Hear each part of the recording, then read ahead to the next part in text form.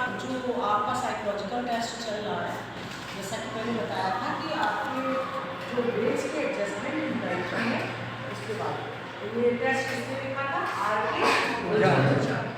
इसमें इसके 4 भाग हैं जो कि गृह, स्वास्थ्य, समायोजन और भावनात्मक पक्षों पे जोड़े हैं। और ये प्रत्येक भाग के 30 क्वेश्चन हैं जिनमें आपको हाँ या ना में उत्तर देना है, जो मैं कल आपको बता चुकी हूँ। आज मैं आपको बता रही हूँ कि किस तरीके से इस टेस्ट को अप्लाई करना है।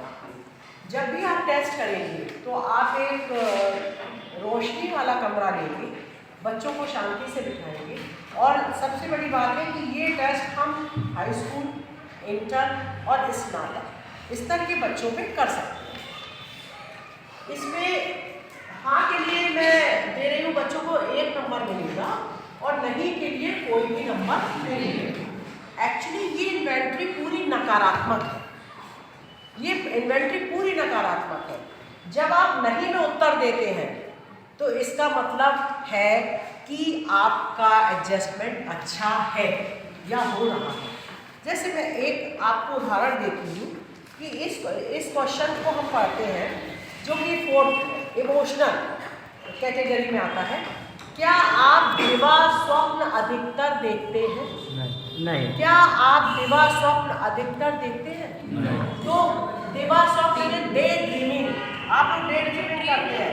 तो यदि आप हाँ में नहीं, कई बच्चे देखते हैं काश में ये होता, काश में ये होता होती है। आप डे ड्रीमिंग करते हैं, बहुत से बच्चे करते हैं, पर वो हो नहीं पाते हैं।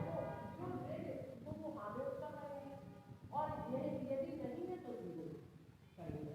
अब मैं ये आपको बताना चाहती हूँ कि जब यदि हाई स्कूल के बच्चों पे आपने अप्लाई किया है इस टेस्ट को, तो किस तरीके से आपको नंबर देने हैं उनको। सबसे पहले यदि आपके पहले भाग में स्वास्थ्य में मान लो बच्चों को कुछ नंबर आते हैं, जैसे कि बच्चों के नंबर आए, मान लीजिए आपने सीनियर सेकेंडरी के बच्चों पे टेस्ट किया है।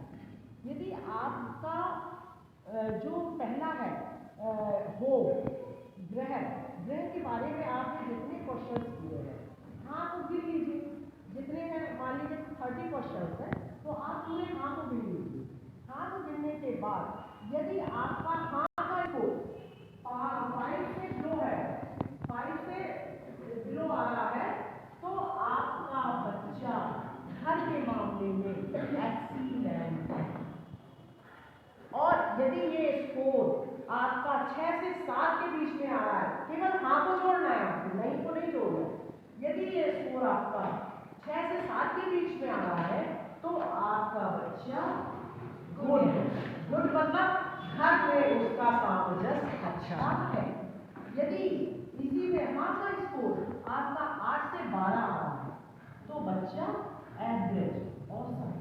और यदि यही स्कोर 13 से 14 आ रहा है, मान लीजिए आपके घर में 13 से 14 आपके हाँ के उत्तर आ रहे हैं, तो ये है अनसेटिस्फैक्ट्री, यानी बच्चा अपने घर से संतुष्ट नहीं है या उसका समायोजन अच्छा नहीं है।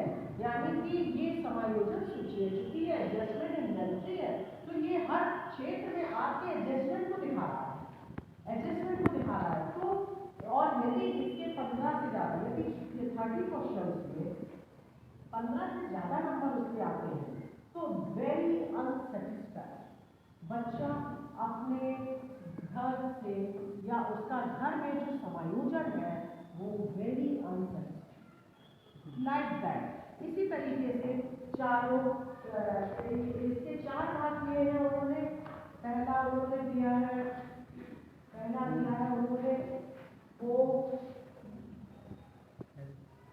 नंबर 2 पे दिया है हेल्थ, नंबर 3 पे दिया है सोशल, नंबर 4 पे दिया है इमोशनल।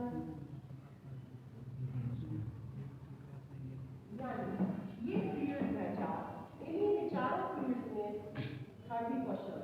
यदि मान लीजिए इसी तरह से यदि इमोशनल में मैं देखती हूँ, यदि बच्चा बच्चे को 1 नंबर मिला, हाँ केवल उसने पूरे में केवल एक ही में हाँ लिखा है, तो वो बच्चा उसका भावनात्मक एक्सीलेंट,